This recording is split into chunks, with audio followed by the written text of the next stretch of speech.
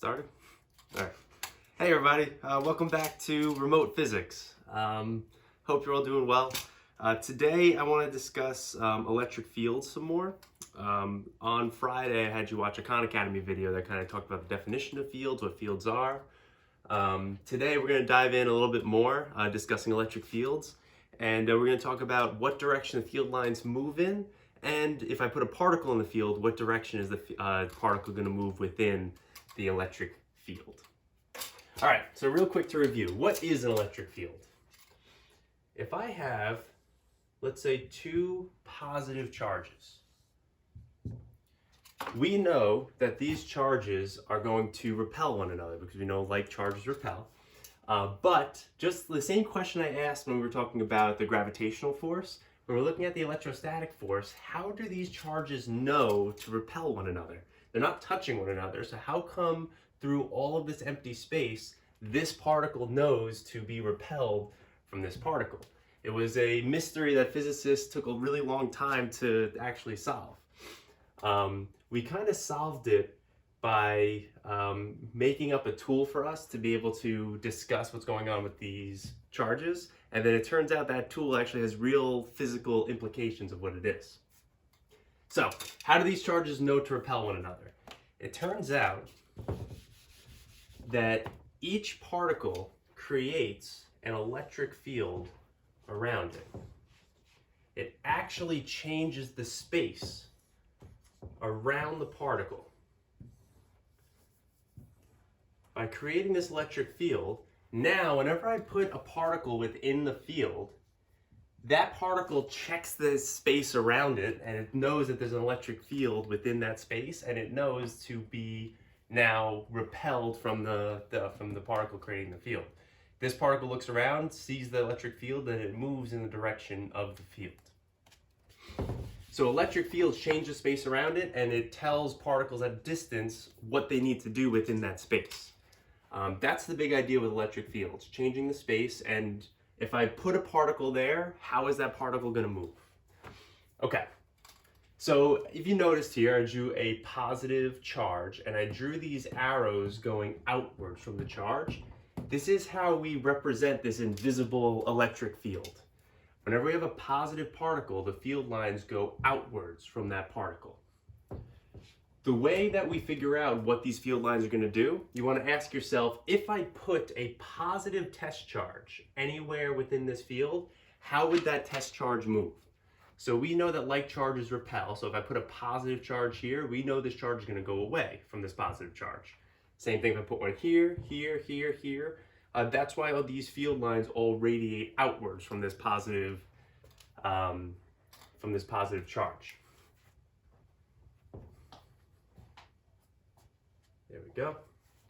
Now, we know that this positive charge affects the space all around the charge. So we need, like technically there would be an infinite amount of field lines around the positive charge. I don't have that kind of time, so I'm only going to draw a few of them. But the field lines radiate outwards. So, something to know about fields though. We said that we define fields of how a positive charge would move within the field. So positive charges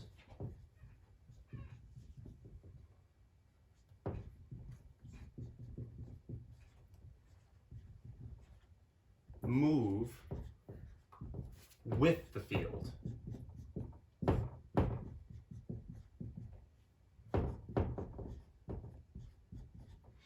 So like I said, if I put a positive test charge here within this spot, we know it's going to go away from this particle, so it goes along these field lines. It follows the arrow of the charge.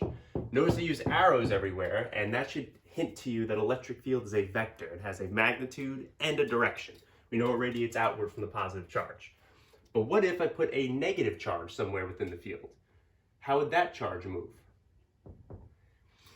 If I put a negative charge there, because we define the field of how a positive charge would move in that space, this negative charge we know would want to go towards that positive charge.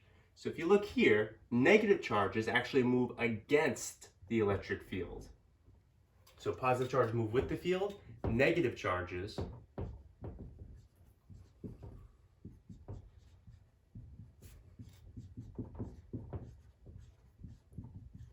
move against the field. Need a better setup here.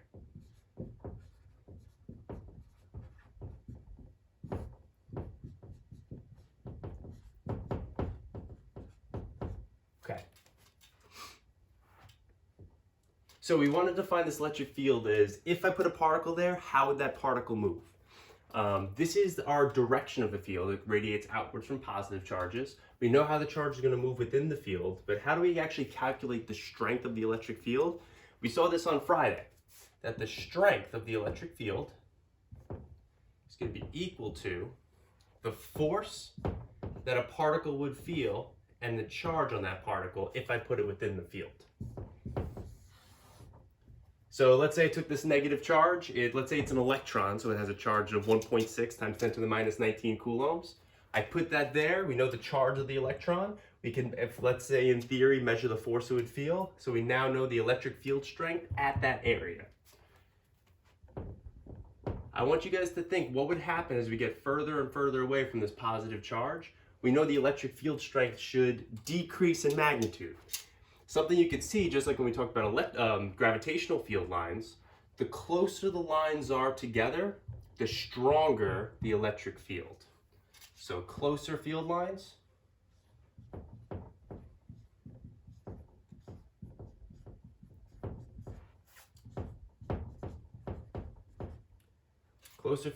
mean greater gravitational field strength. No, not gravitational, electric field strength.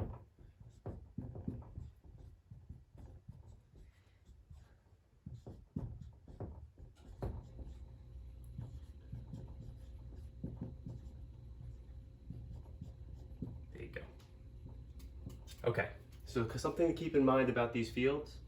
A charge in space is going to alter the space around the charge, and other charges know how to move, know how to move and what force that is going to be acting on them based on this equation and the direction the field lines point. Okay, so this kind of reviews what we talked about on Friday, or what you saw on Friday. Now I want to discuss what happens if we have more than one charge within this field, or what happens if we put a negative charge in the field, what the field line is going to look like. So we're going to draw the electric field for a few different setups for charges within the field. I don't know, pause the video, take your notes. I'm going to erase that.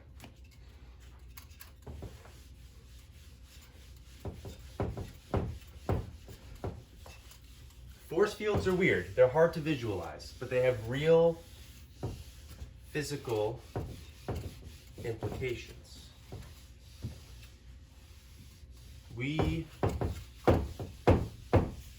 explain how these non-contact forces work through this idea of force fields. So you already saw the positive charge. What do the field lines look like when we put a positive charge in space? Field lines radiate outwards from the positive charge. We know that because we can imagine at every point around this positive charge, if I put a small positive test charge, we know it always want to repel away from that big positive charge. So field lines radiate outwards from a positive charge. But what if we put a negative charge in space? Well, we define field lines as what happens if I put a positive charge in this space. So if I put a little positive charge here, which way would it move? It'd want to move towards that negative charge. If I put a positive charge here, it'd want to move towards the negative charge. Everywhere around this negative charge, if I put a positive charge, I want to move inward. So the field lines radiate outwards from positive charges and inwards for negative charges.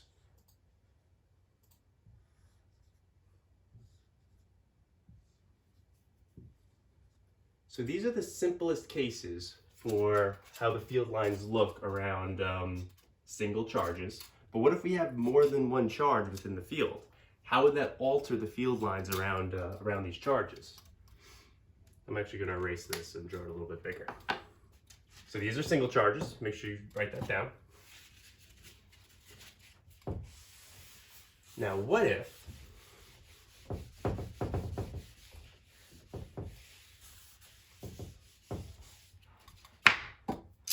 This is weird. I want to ask you guys questions, but I can't hear you if you were talking to your computer, so I'm not going to ask you questions. What if I put 2 positive charges within this field? Within the empty space here. How would the field lines look around these 2 positive charges now? So again, imagine we have a tiny little positive test charge. We could put it anywhere around these charges. How would the charge want to move? Well, the easiest thing we can do is, let's say we put a positive test charge here. We know the test charge want to go away from this positive charge. So we know that outwards, like on the outside of these, the field lines would go away. But what if I put a positive charge here? We know that it would want to be repelled from this one and repelled from this one. So how would that charge move? These positive charges actually affect the field lines around it.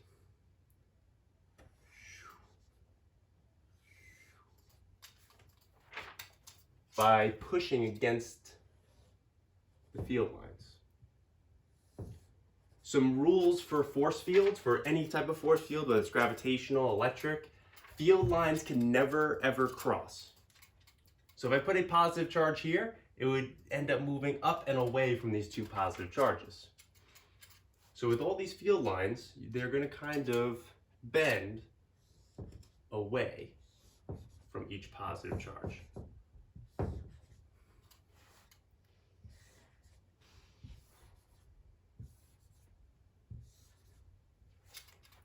So that's the direction the field lines move. This is how the space around these charges should look if we could see the electric field around these charges. Something that I want you guys to do is, what if I replace these positive charges with 2 negative charges? How would it alter this picture?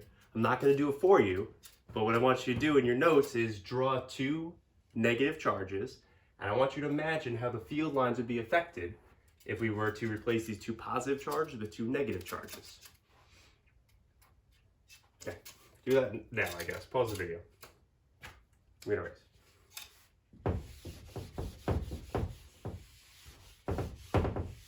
There we go.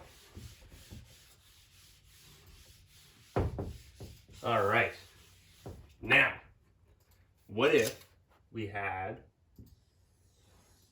a positive charge and a negative charge? This is what we call an electric dipole, because we have 2 opposite poles here. What would the electric field lines look like if we had a positive charge and a negative charge? Well, I said before that for positive charges, the field lines radiate outwards, and for negative charges, the field lines radiate inwards. So the field lines will come out of the positive and into the negative.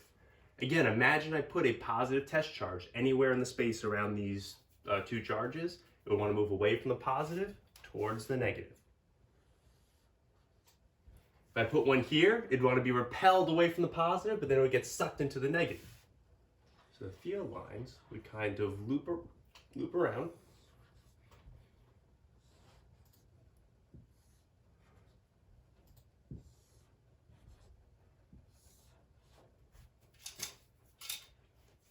Again, a positive test charge go away and towards the negative. If I put a positive test charge here, it would want to just be sucked into that negative charge. And if I put a positive test charge on this side, it'd want to be repelled away from this positive charge.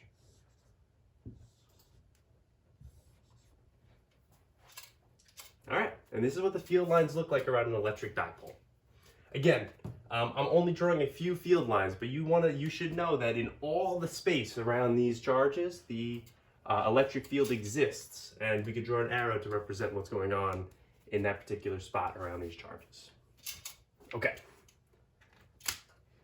Next, I want to talk about a particular case for building an electric field. So as you can see here, these field lines are kind of loopy, so there's no spots where there's a uniform electric field. Something that we physicists have done is we found a way to actually build a uniform electric field where the field strength and direction is the same for many different places around those objects. And the way we do that is we actually build 2 long parallel plates.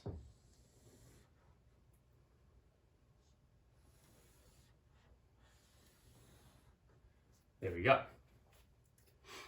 This is useful for us because now within these parallel plates, like I said, the field strength and direction is uniform. Whether I put it up here, let's call this up top plate positive, all the way down. So imagine these two metal plates, they're just charged. There's a bunch of positive charges on this plate and negative charge on this plate. Just like we learned in class, we know if something is positively charged, it's missing electrons, and if something's negatively charged, it has extra electrons. So imagine what the field lines would look like between this long positive plate and this long negative plate. Well, the field lines would want to go away from the positive towards the negative. And that looks like it's going to be the same for all spots within the field. Within the plates. But the thing is, towards the edge of the plates, this is kind of beyond what you guys need to know, but if I put a positive test charge towards the end of this plate, you know it would go away from the positive, but then it would be sucked into the negative. So it's not a uniform field on the outside of these plates. That's where the field kind of changes. But what's really useful for us is anywhere between these two plates, the field strength, oh no. The field strength and direction is uniform. So parallel plates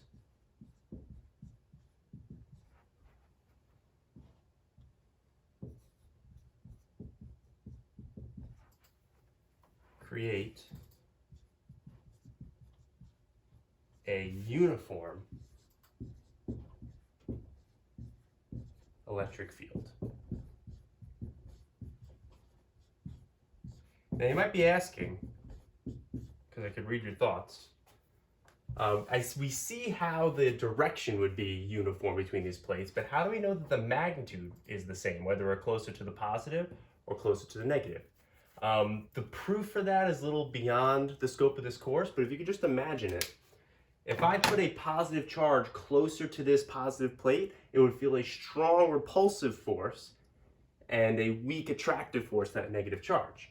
But if I moved it here, it would feel a weaker repulsive force from this top plate and a stronger attractive force to the bottom plate.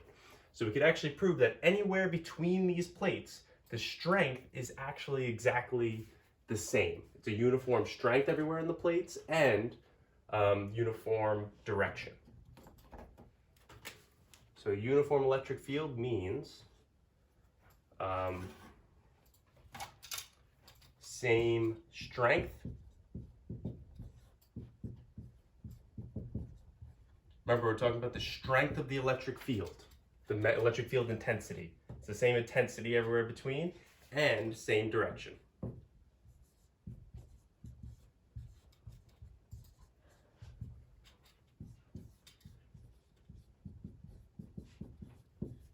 If anyone here has ever messed around with electronics, there's a little electronic component that we call a capacitor.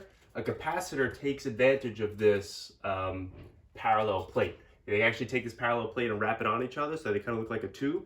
And then a capacitor inside of a circuit actually stores energy within this electric field.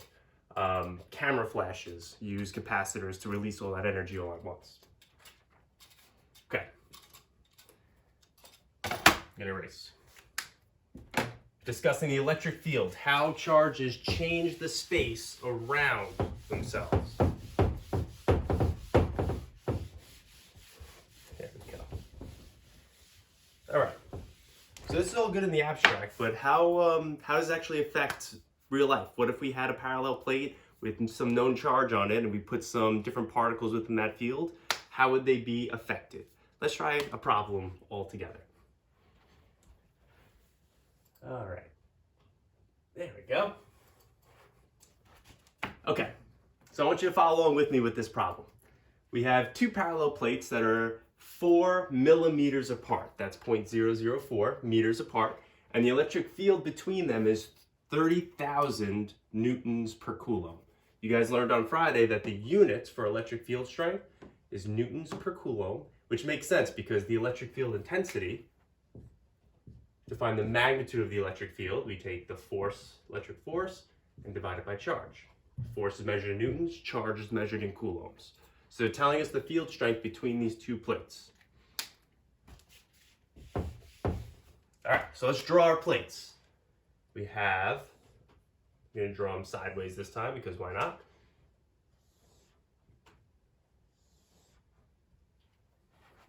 Let's say the left one is positive.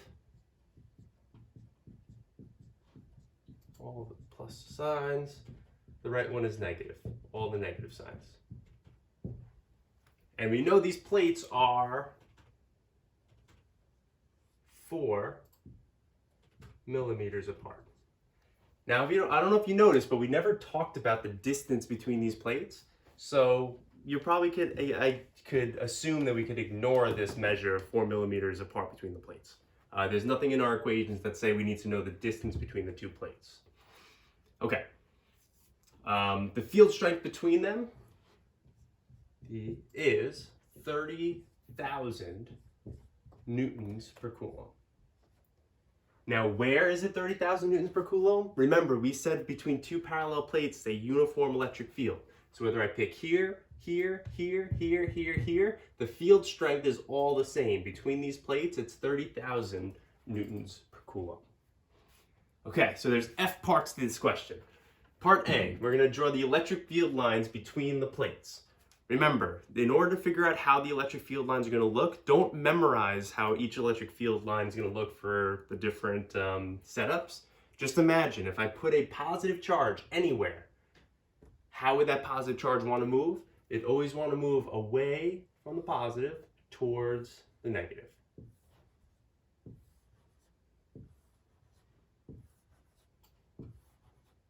Okay, and for the people who want to go above and beyond, you could also say that outside the plates, it's going to loop around to the negative. This is where the electric field lines becomes non-uniform. But everywhere between, the field strength and direction is all uniform. Okay. Now, for part B, so we're just going to say part A, done. Part B. Now a proton is placed between these plates. In what direction will the proton move? So remember, you can look at remember that a proton has a positive charge. So if I put a proton anywhere inside of this field, which way is it going to move? A proton has a positive charge, wants to move away from positive towards negative. Protons move with the electric field. So between the plates, they would move away from the positive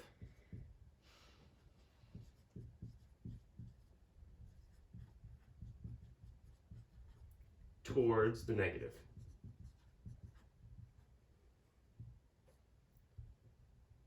And another way to say this, it moves with the electric field.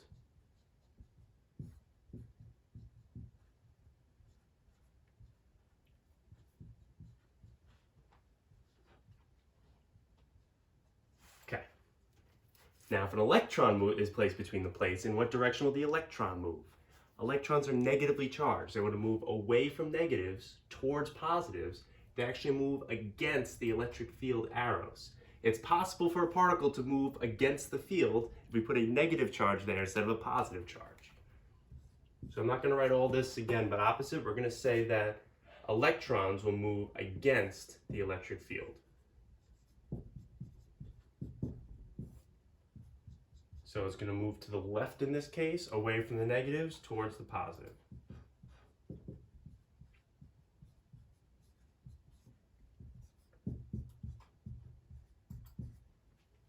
Okay. So for part D, we want to find the force on an electron in the region between the plates. Now you might be asking, well, how do we find this? How do we find the force of an electron between the plates? Your first thought might be checking out Coulomb's law like we've done in the past, where we can find the electric force. But remember that the electric field strength has force within it in the equation. Fe over Q. So we know the electric field strength between the plates. Do we know the charge on an electron? You can look it up in the reference table, page 1. We know the charge of an electron is 1.6 times 10 to the minus 19 coulombs. We could use this to find the force on that electron.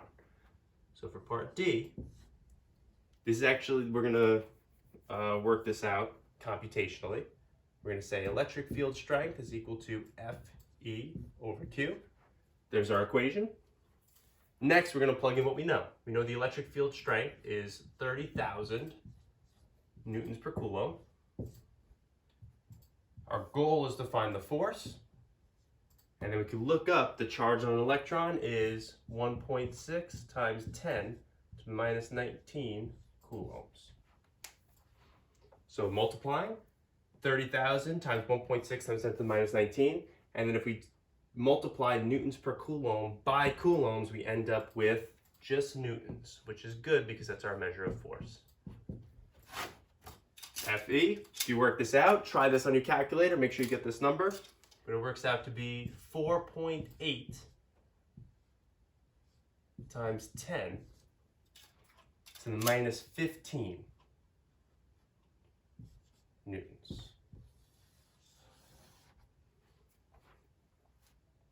Okay, so if we were to put an electron between these plates, anywhere between the plates, we know that the force it would feel is 4.8 times 10 to the minus 15 newtons. What if we were to put some object with more than the charge of one electron? Let's say we put something with a 1 coulomb charge. How would the force be affected?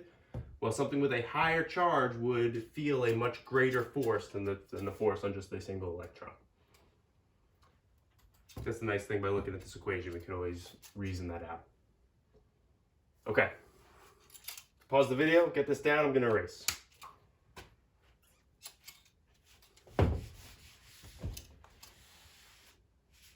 I want that still.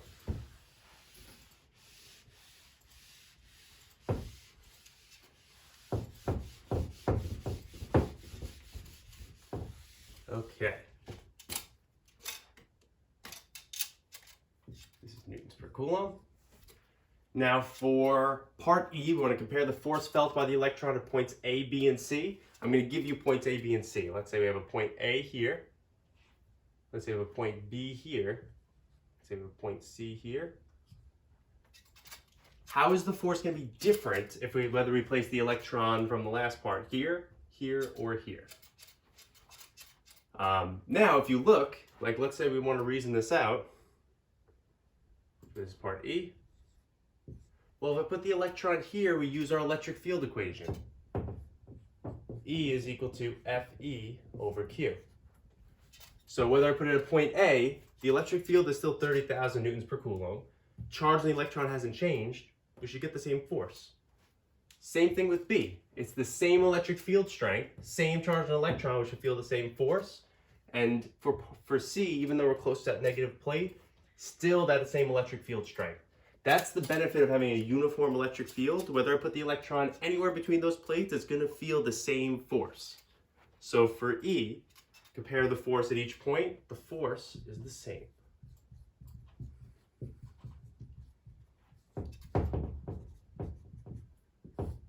It's a uniform electric field.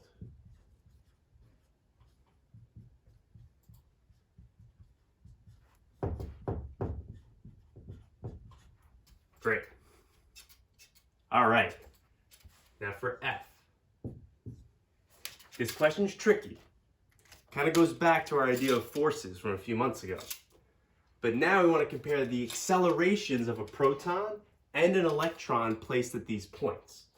So if we were to use our electric field equation, we know that the force felt by a proton or an electron should be the same. Why? Well, the electric field strength hasn't changed, and the charge on a proton and electron is the same. So the force felt by each one should still be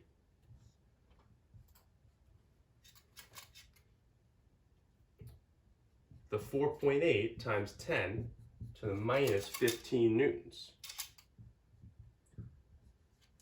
So if the force is the same, shouldn't the accelerations be the same? Thinking of Newton's second law. It turns out that they're not. The accelerations are going to be different. And the reason why is because of this mass here. What's the difference between the mass of a proton and the mass of an electron? Well, the mass of a proton is about 2,000 times the mass of an electron. So because a proton has much greater mass, it's going to feel a much lower, it's going to experience a much lower acceleration because the force doesn't change between the proton and electron. So, proton has more mass and thus a lower acceleration.